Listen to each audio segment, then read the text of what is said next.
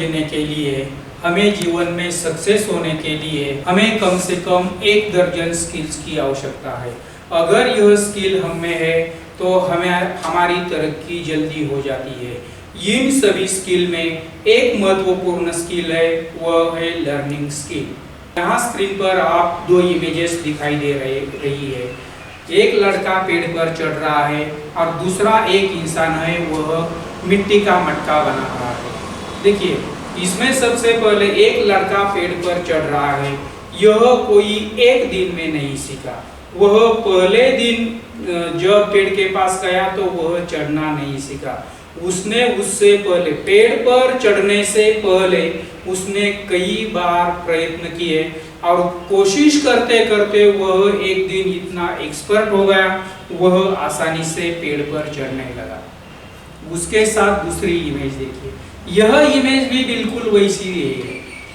यह इंसान जो मिट्टी का घड़ा बना रहा है, मिट्टी का मटका बना रहा है, यह एक दिन में नहीं सीखा। वह एक दिन में एक्सपर्ट नहीं बना, बल्कि इसके पीछे उसने कई महीने लगा दिए हुए हैं, कई साल लगा दिए हुए हैं। उसके बाद यह एक्सपर्ट बना हुआ है। यह सब क्यों बने हैं? इसके पीछे एक महत्वपूर्ण कारण है, वह है लर्निंग स्किल। यह हर रोज थोड़ा थोड़ा सीखते गए, हर महीने थोड़ा थोड़ा सीखते गए और एक दिन ऐसा आया, वह उस काम में एक्सपर्ट बन गए। यही हमें करना है। हम यह जानते हैं व्हाट इज लर्निंग। लर्निंग किसे कहते हैं? Right action for obtaining new knowledge, new information और learning new skill is called learning skill.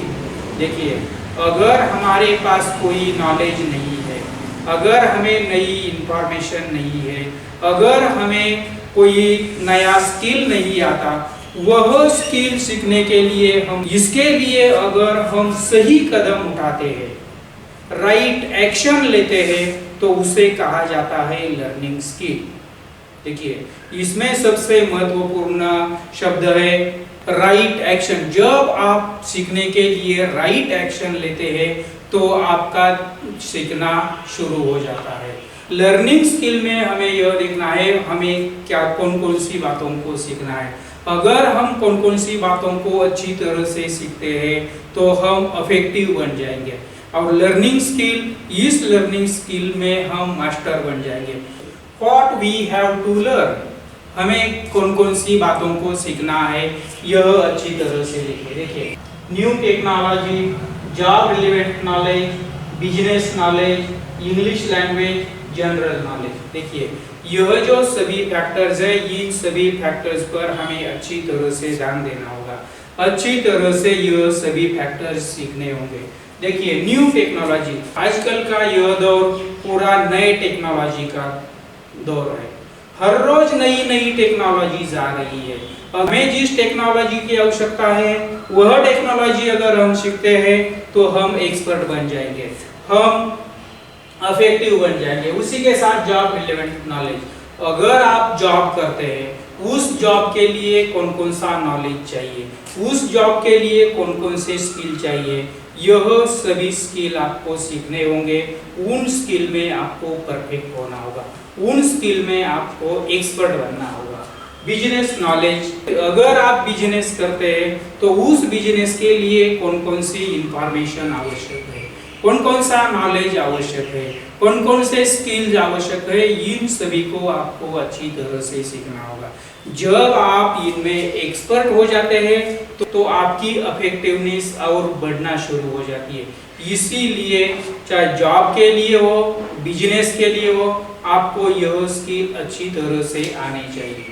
English language, अगर आप कौन सा भी नया नॉलेज लेना चाहते हैं, अगर आपको लगता है दुनिया का लेटेस्ट नॉलेज मुझे चाहिए, बेहतरीन से बेहतरीन नॉलेज के लिए इंग्लिश लैंग्वेज अगर आप सीखते हैं, इंग्लिश लैंग्वेज आपको अच्छी आती है, तो आप कौन सा भी नॉलेज आसानी से सीख सकते हैं। उसके बाद है जनरल नॉलेज। जनरल नॉलेज का मतलब है स्पेसिफिक नॉलेज भी होता है। अगर हम जॉब करते हैं, अगर हम बिजनेस करते हैं, तो उस फील्ड का मुझे पूरा का पूरा नॉलेज चाहिए।